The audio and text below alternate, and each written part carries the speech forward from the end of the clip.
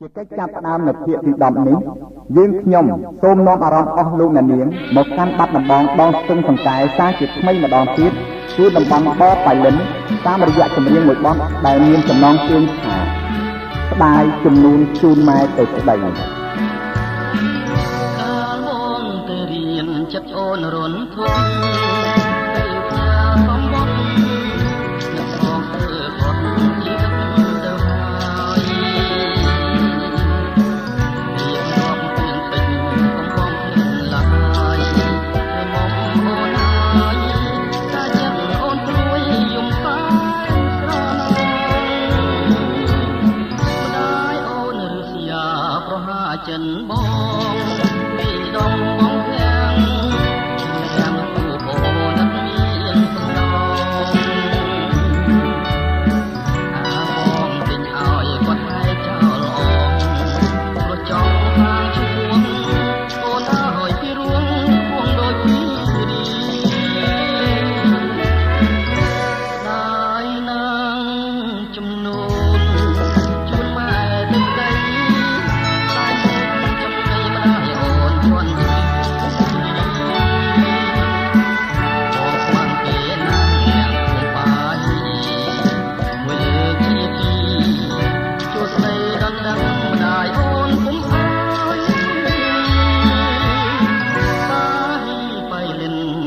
់ត្បូងឆាំបងជុំរីរាំងប្រចាំគួរសានឹងអូនទៀតហើយអូននៅឲ្យសុខលំដល់ក្រោយយើងហងចាំហើយសងសាខ្ញុំមករកក្រោយរៀងខ្លួន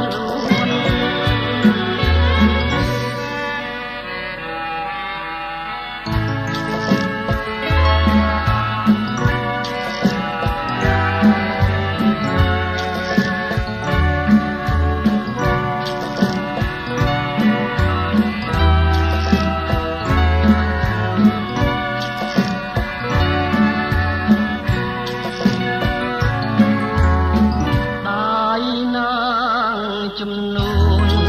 ជូនម៉ែទឹកដីហើយមកចំណេម្ដាយអូនជន់ឈីបងខ្មាំងទេអ្នកគុំបាយមួយលើជាពីរជួស្ដីដល់ដឹងម្ដាយអូនពុំអើយបាយបៃលិនកណ្ដៀងត្បូងឆាំងបងជុំរីប្រចាំគ្រួសារនឹងអូនទៀតហើយអូនឲ្យសុខរំដល់ក្រោយយើងអងកំហើយសងសាខ្ញុំមករកក្រោយរៀងខ្លួន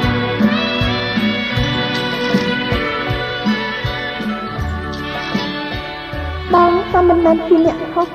ចំណែកអូនក៏មិនមែនជាអ្នកក្បត់ដែរការនិរិះព្រាត់ប្រាសគ្នារបស់ស្នេហាយើងនេះគឺជាការនិរិះព្រាត់ប្រាសទៅដល់ការជៀតជ្រែកពីសំណាក់គ្រួសាររបស់អូនជារឿងរ៉ាវមួយស្មុគស្មាញគ្មានសង្ឃឹមថានឹងអាចដោះស្រាយបានជារឿងរ៉ាវដែលអូនហាទៅវាស្លាប់ខ្ជាក់មកវាស្លែងដោះទៅវាត្រូវតែទ្រូងឯងប៉ុណ្ណោះតែទោះជាយ៉ាងណានោះទៅហើយក៏ដោយក៏ស្នេហាយើងជាស្នេហាបរិសុទ្ធដែរព្រោះជាស្នេហាដែលប្រត់ទៅទាំងទឹកភ្នែកប្រត់ទៅទាំងស្រឡាញ់ទាំងចិត្តភក្តីភាពគ្មានថ្ងៃនឹងបំភ្លេចបានជាតិនេះយើងមិនបានជួបគ្នាមែនតែអូនសូមផ្ញើចិត្តភក្តីភាពនេះប្រាថ្នាជួបបងទៅជាតិក្រោយគ្រប់ជាតិសម្រាប់ជាតិនេះចំពោះរូបអូនគឺមានតែការសោកស្ដាយហើយអូនសែនស្ដាយតែប៉ុណ្ណោះ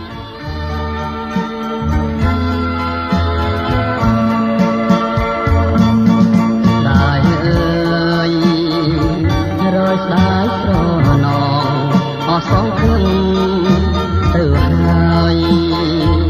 ចាំអើយចាំមិនឃើញចំឡើ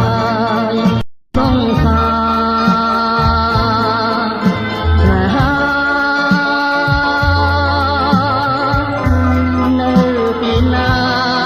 ប្រាំបងផងឬអូនមានគូថ្មីចំណាយរួមបងរងទុំ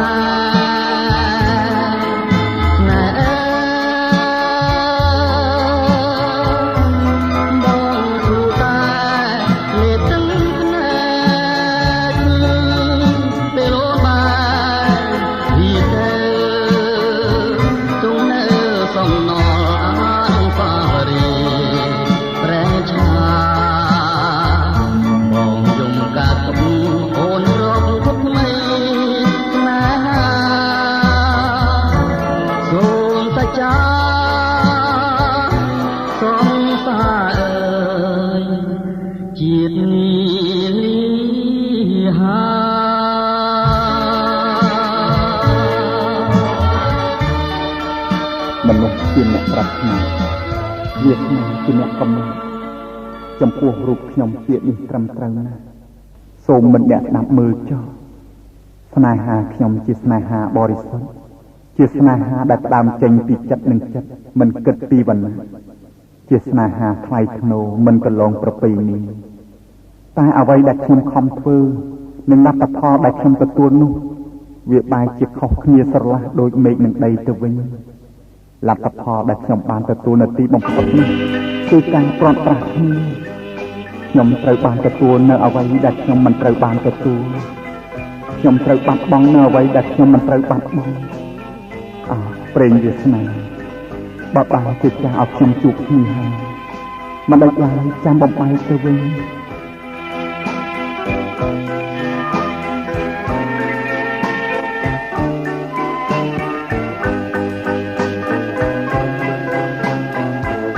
មួយជីវិតនេះរកសងមិនបានស្គាល់ក្តីរំខានគ្រប់ពេលវេលាបានជួបស្នេហាតាមប្រន់ទីឲ្យរៀងកំព្រីមានគ្រាវសាក្តីស្នេហ៍ថាស្មោះអស់ពីដួងចិត្តតែមនុស្សអក្រិតចិនដាសាមកាយសាហាវណាស់ដូចសត្វដេរឆាគង់រត់កលយាពីខ្លួនបងទេដំបើដួងចិត្តមួយជីវិតហើយថ្ងៃណាឡើយមកបានជួបกันព្រេងវាសនាចាំមកដំរើឲ្យអូនភ្លៀងទៅបងណាស្រណោះបងព្រាត់ពីស្ងួនគេសាហើយសបាយតែបងនឹកស្ដាយទឹកចិត្តដែលស្មងមិននឹកស្មានថាអូនត្រូវព្រាត់ស្ងួនហើយទ្រាំរួមចងចាំព្រេងវាសនា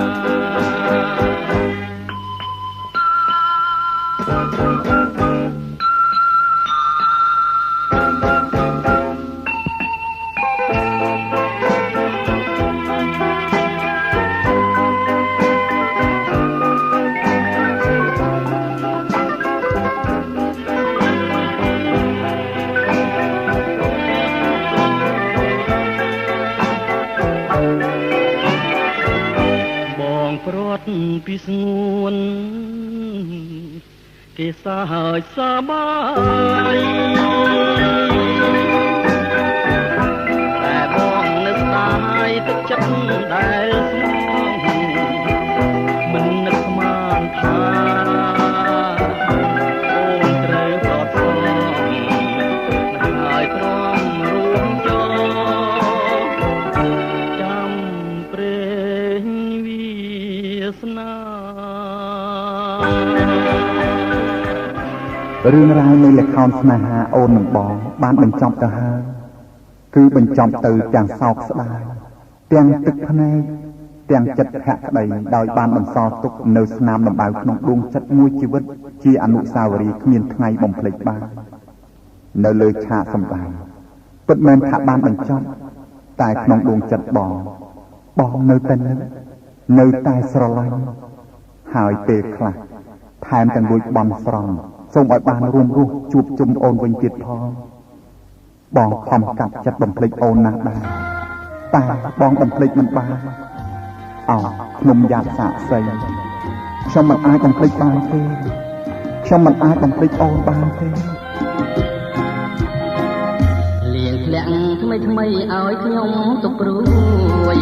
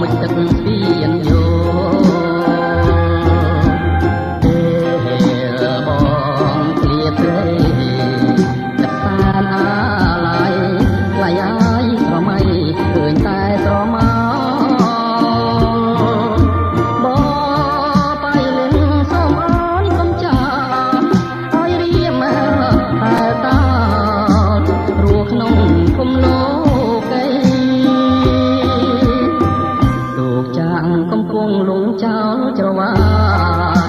បងដូចដួងតារារះឡើងពេលណាខ្វាំងតែរស្មីអូតាវាយបងដៅឈ្មោះស្រីនំយ៉ាសាំងស្រីថាខ្ញុំស្នេហ៍ស្រីស្នេហ៍លោកអាំងមកបា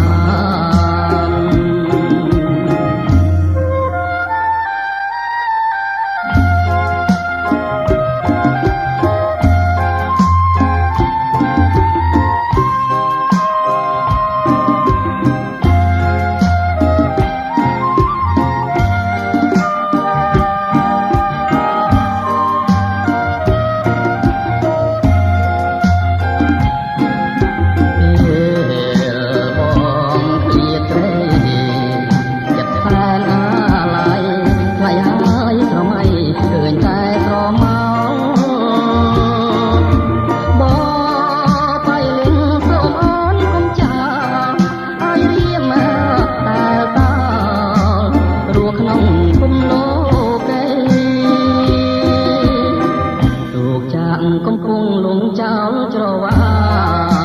បងដូចដួងតារារះឡើងពេលណាខ្វាំងតែរស្មីអូតាវាយបងដៅឈ្មោះស្រី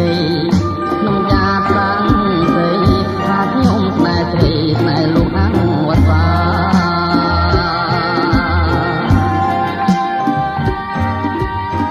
ចំណងឆាសម្រាប់មុខពិបាកខ្លាយយ៉ាងណាស្នេហាដែលមានការជ្រៀតជ្រែកពីសំណាក់គ្រួសារពិបាកដោះស្រាយក៏យ៉ាងនោះដែរមកខាងគ្រួសារមានមេត្តាបិតាជាទីគោរពសក្ការៈមកខាងស្នេហាមានសង្សារជាទីអាណិតស្រឡាញ់អាចនិយាយថាស្មើជីវិតចុះចាញ់ខាងនេះវារបេះខាងនោះបើតាមមេត្តាគេចោទថាជាព្រាននារីជាមនុស្សខ្ញុំកញ្ជះនៃសភាវគតិជាមនុស្សរឹស្យាបើតាមសង្សារគេចោទថាយកស្នេហាធំជាងឪពុកម្ដាយតែមហាសូមទឹកទំនុកនេះជូនទៅម្ចាស់ដើមគឺលោកស៊ិនស៊ីសមុទ្រជាអ្នកដកស្រាយលំអិតជូនអស់លោកអ្នកនាងជាទីសម្ដេចទៅចា៎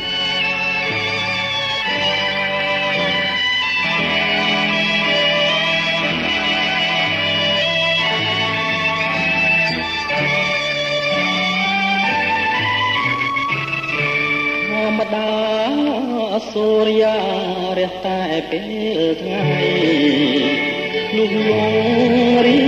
ត្រីត្រូវពងរស្មីនៃដួងព្រះថាឯខ្ញុំពេញវ័យមានសេរីដាតែដូចជាគ្មាននៃគេបំរើចិត្តគេជា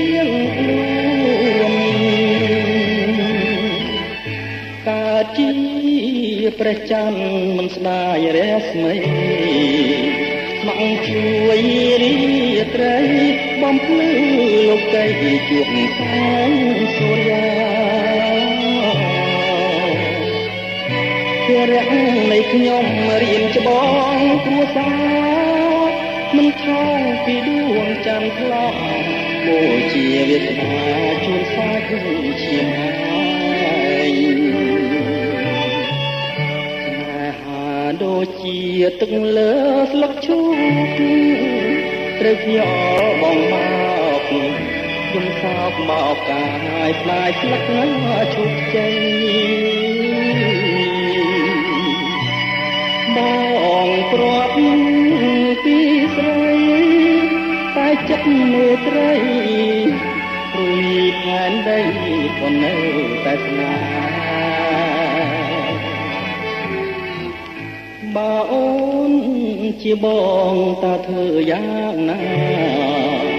មកខាងស្នេហាមកខាងទៀតគ្រួសារដែលត្រូវដោះស្រាយអូនណាយស្នេហាអ្នកណាមិនស្ដាយតែធ្វើមិនដេចទៅឆោមឆាយតែរឿងគ្រួសារមិនទាន់រួចផង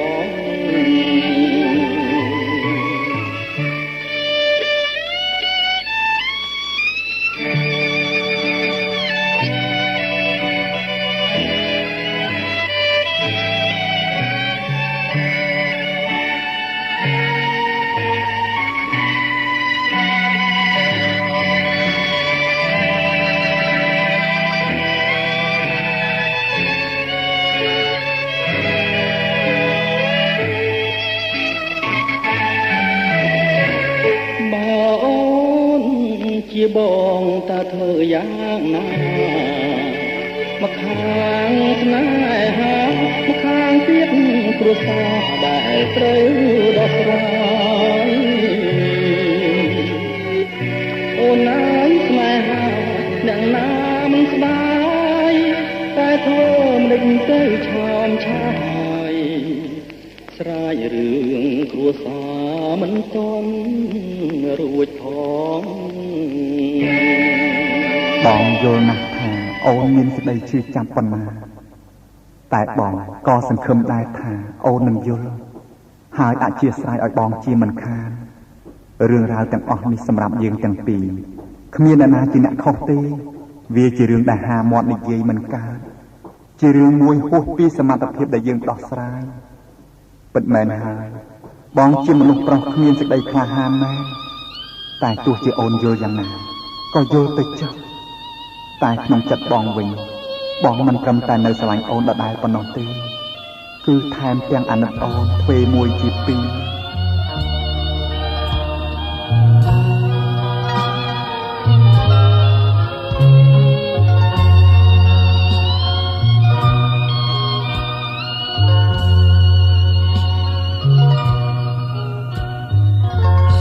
យុគយន្តស្ងាត់សូនអូននឹកបងទេ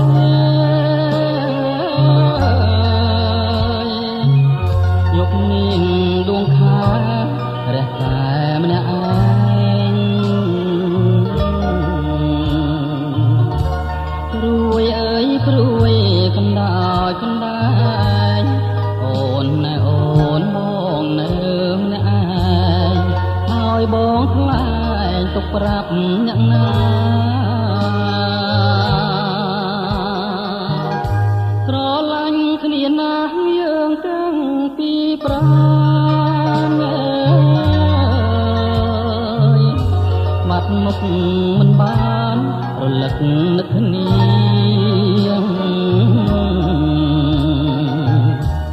ដូចជាយុគពឹងដួងចន្ទ្រាដូចមច្ឆាពឹងគង្គៀអោពុំងារបងនឹកអូនណាស់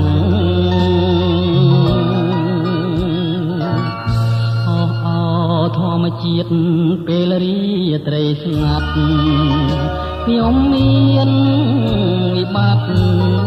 ឲ្យចិត្តកាត់យ៉ាង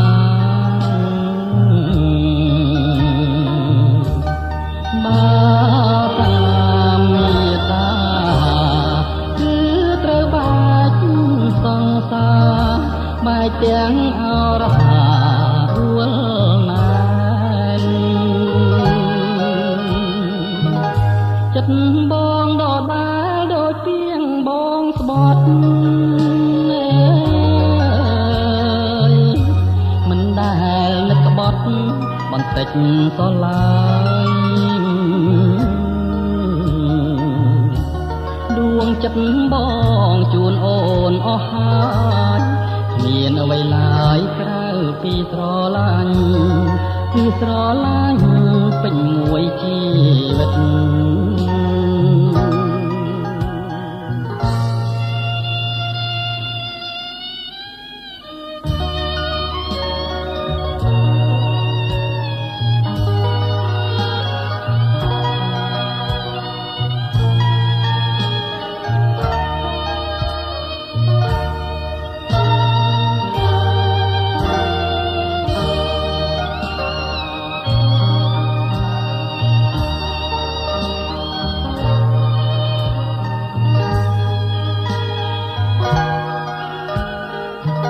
នឹកឃើញទាំងអស់អនុស្សាវរី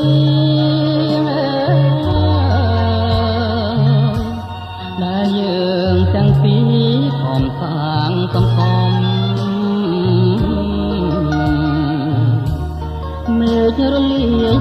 ឬភ្នំរលំក៏មិនអាចបងខំចិត្តខ្ញុំឲ្យភ្លេចមកបានឡើយ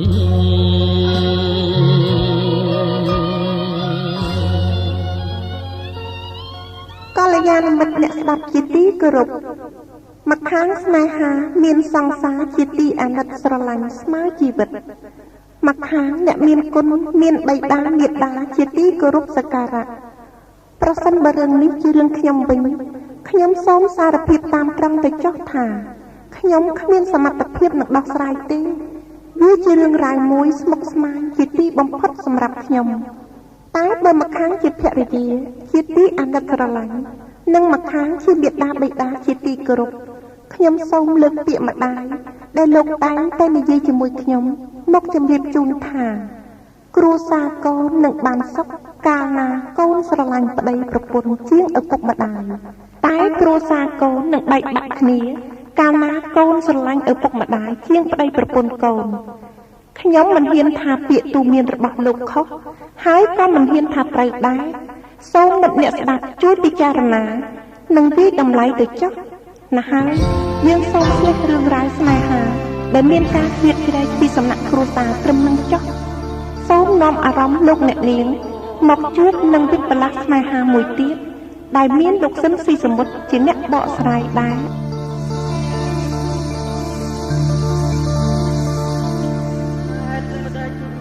បានជាស្រីជុំ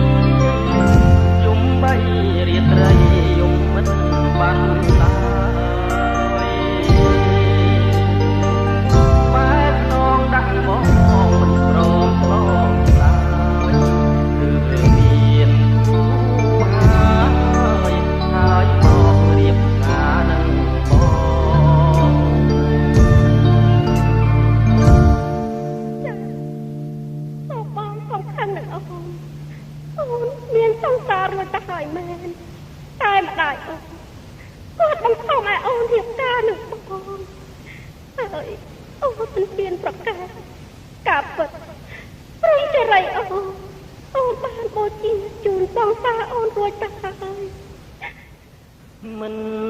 អ្វីទេអូនណាយគុំយំបងមិនបងចិត្តអូន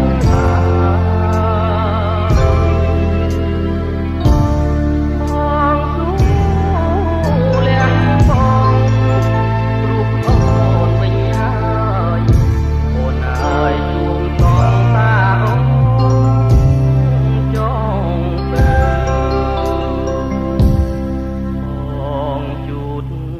ទឹកភ្នែ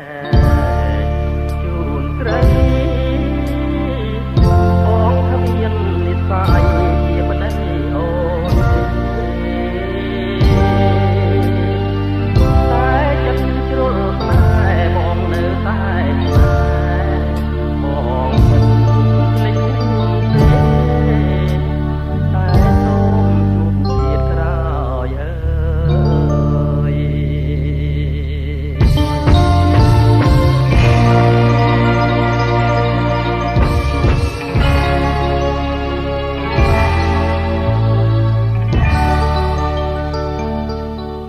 មុននឹងត្រូវ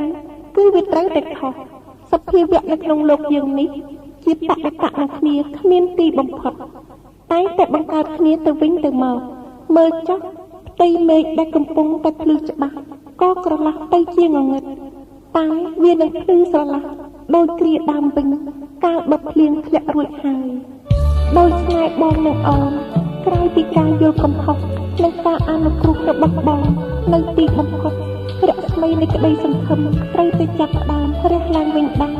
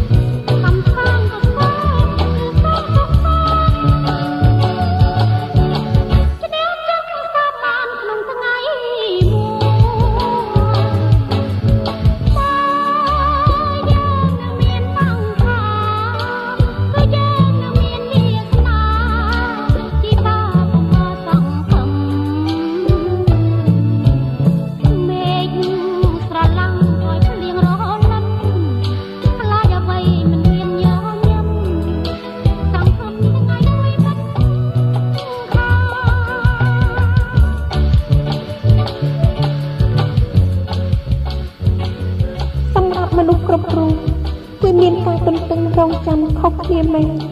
តែសេចក្តីសង្ឃឹមមួយរបស់មនុស្ស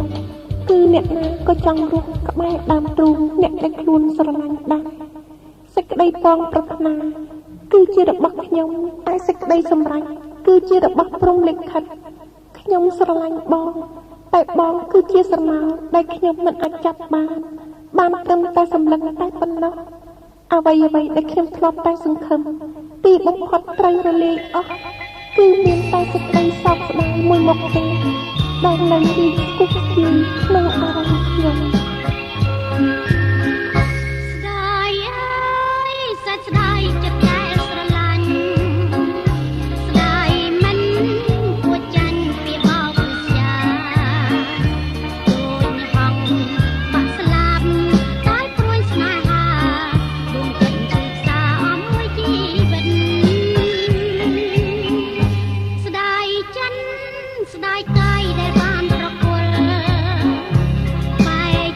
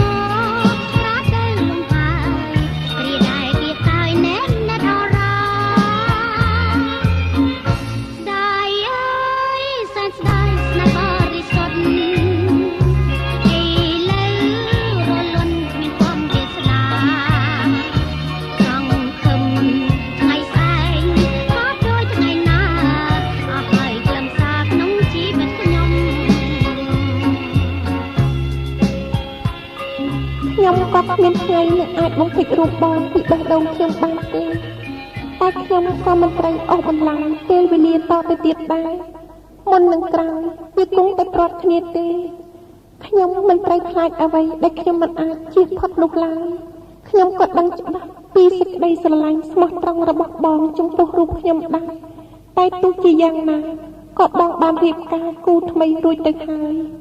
ផ្លូវដែលល្អបំផុតសម្រាប់យើងទាំងពីរមានតែមួយទេគឺការបែកគ្នាតែប៉ុណ្ណោះបងត្រូវតែរស់បាយសុភមង្គលជាមួយប្រពន្ធហើយត្រូវតែបំពេញរូបខ្ញុំដែលត្រឹមតែជាសង្សារតែចំពោះខ្ញុំអ្វីដែលមានរួចហើយខ្ញុំសូមស្ពាយយកទៅជាមួយទៅឲ្យឆ្ងាយ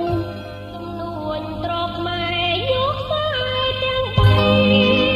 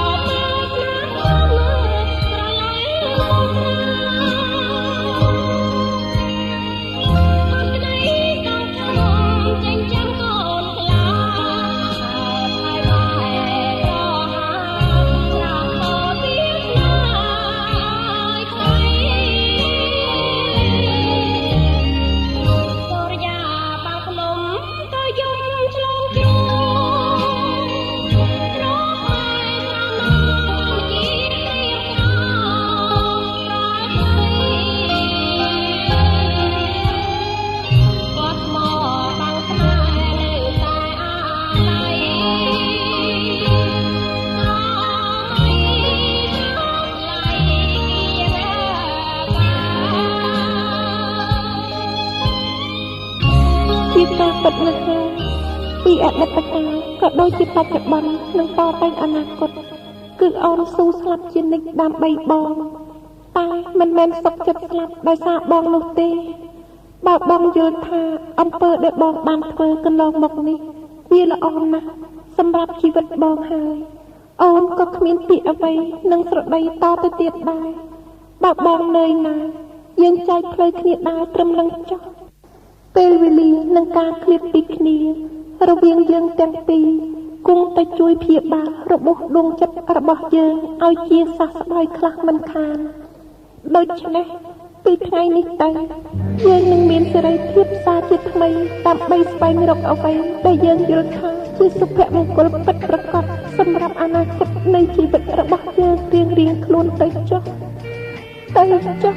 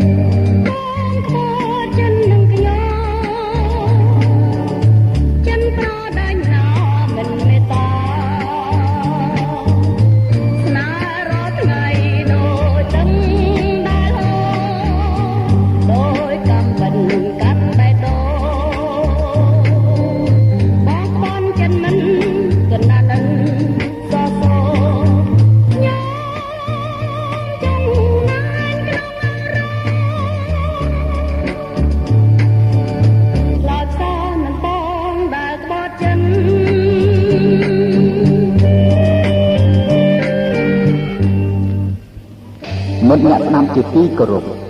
ពាក្យមួយឃ្លានិយាយថាពេលដែលបានទឹកក្រេបហើយសូមនឹកគិតទៅដល់ប្រភពទឹកផងដូចគ្នានេះដែរ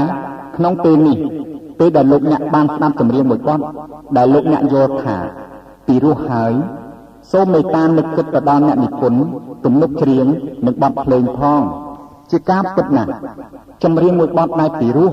វាមិនមែនអាស្រ័យទៅលើតែសំនៀងល្អមួយមុខប៉ុណ្ណោះមិនគ្រប់គ្រាន់ទេគឺត្រូវល្អទាំងការនិពន្ធទំនុកច្រៀង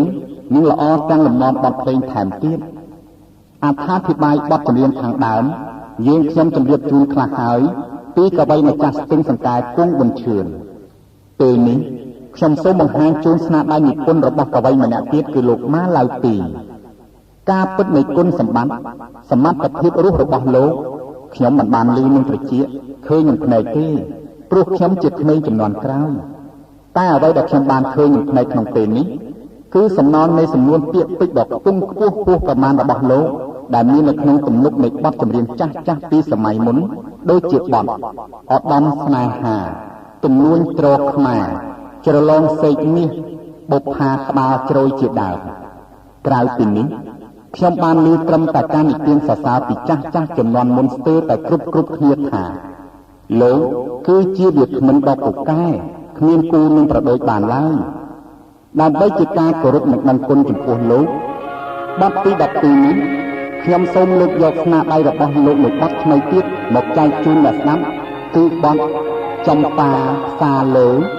ហើយក៏មានតែលោកស៊ិនស៊ីសមិទ្ធតែម្នាក់ប៉ុណ្ណោះទើបអាចដកស្រាយដល់ជម្រៅនៃមនោសញ្ចេតនាពិតរបស់កវីសេកមាសយើងនេះបានអកំពុងឆ្នាំងជាស្រងកំណាត់ចំប៉ាឡឆាតត្រង់ស្រអែមខ្ចីខ្ញុំឃើញតាំងពីមិនទាន់ពេញ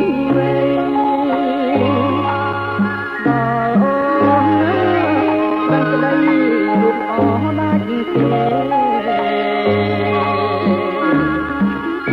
ខ្ញុំដើរច្រើនស្រុក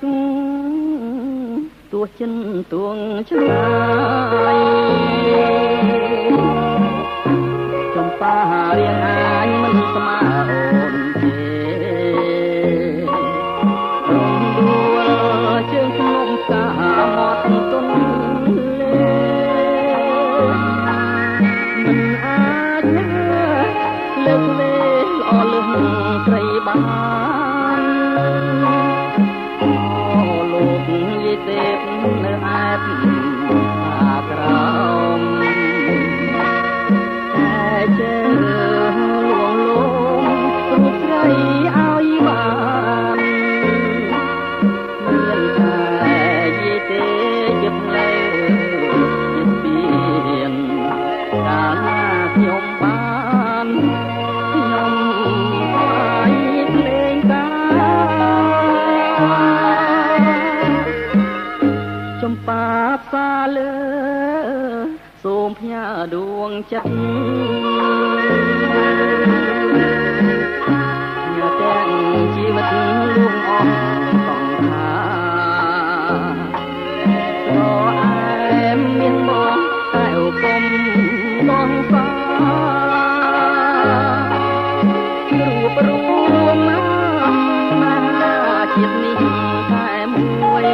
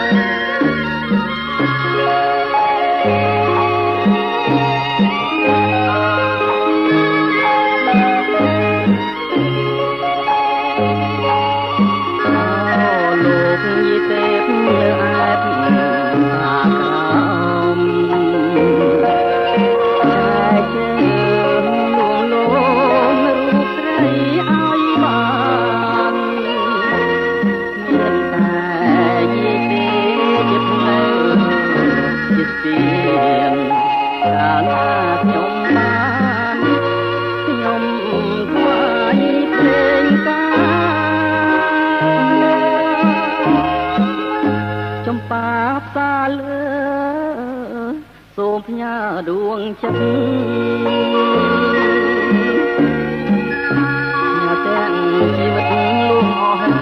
សង្ខារអែមមានមកតែឧបមបងសារូបរួមស្នេហាជាតិនេះតែមួយ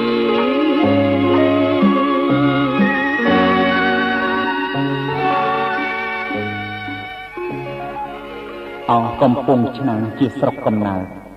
ចំប៉ាល្អឆើតស្រស់ស្រអែមខ្ចីបងស្រឡាញ់ស្ងួនតាំងពីក្មេងវ័យសូមអូនប្រណីដល់កវីផងពិតមែនថាបងកើតហើយនឹងរស់នៅតាមដងនៃទន្លេសាបនេះមែនតែចិត្តរបស់បងមិនសាវ៉ា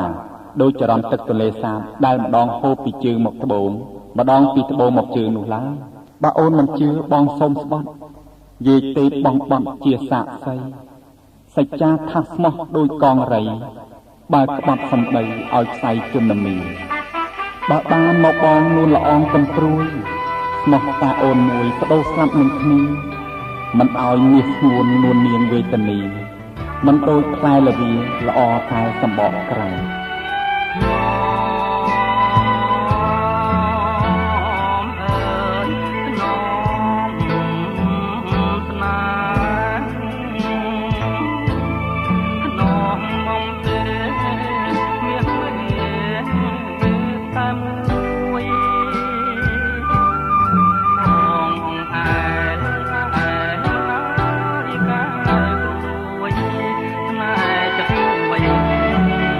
អ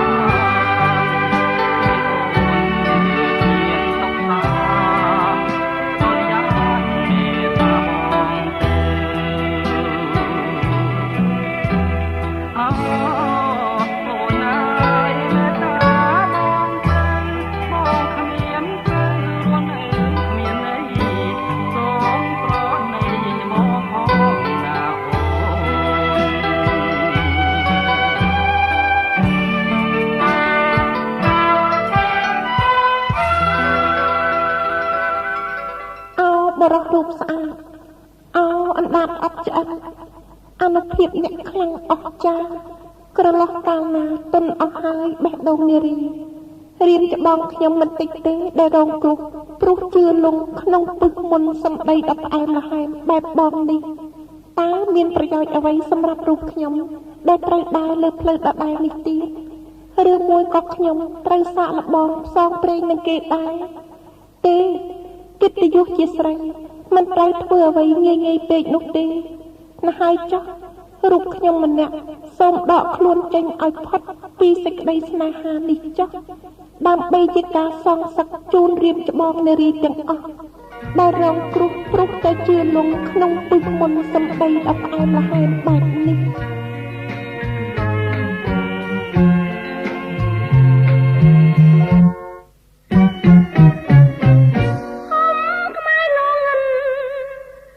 កិនបំយល់រតាមរសស្វាយខចិនដាចំណោនជីវិតចោតជាបញ្ហាឲ្យដោះស្រាយរឿងស្នេហានាងណាអាចដំសាបានស្រលាញ់ដំបូងបួងសួងស្បាក្បានជាតិប្រានអាងអន់ដាប់មៀងត្រលៀងបំពាន់ចិត្តខ្មៅចិនទាសាមានលាឋានស្នេហាជូជន់ដាច់ចិនដាច់កាយក្រពុំព្រៀនក្រមុំត្រេកយកលំអបរិសុទ្ធ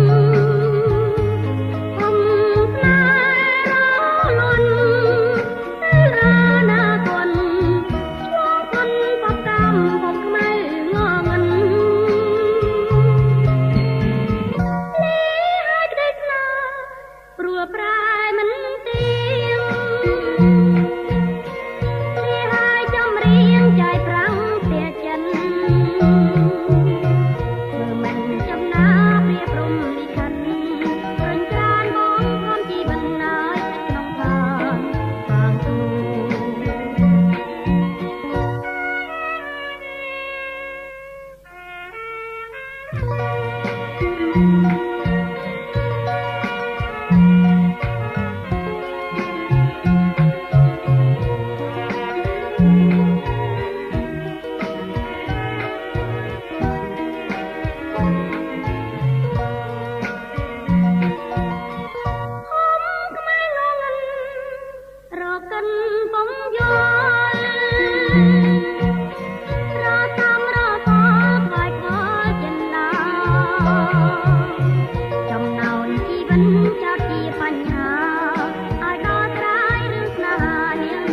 ដង